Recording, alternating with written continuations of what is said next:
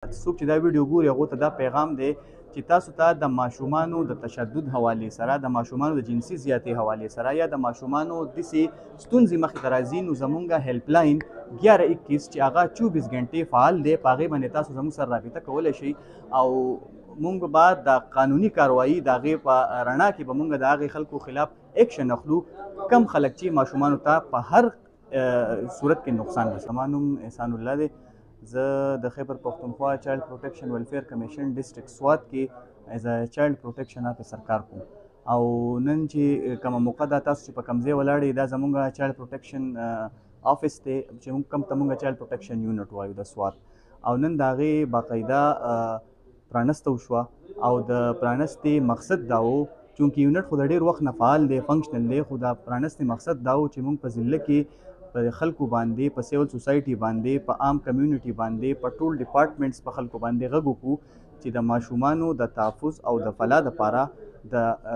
حکومت خیبر پښتونخوا یو کمپریهنسیو سیستم موجود دی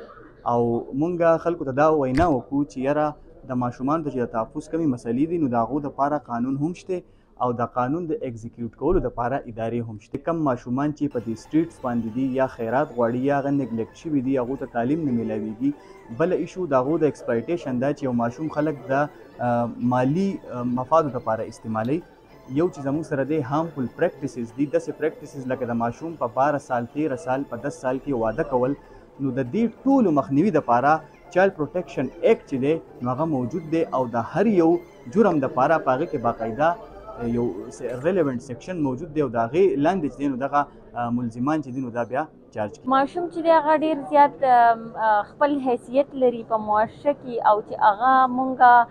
پروټیکټ کړو د هغه ته تحفظ ورکړو نو زمونږ نه صرف کور نه سوسایټي خو زمونږ ټول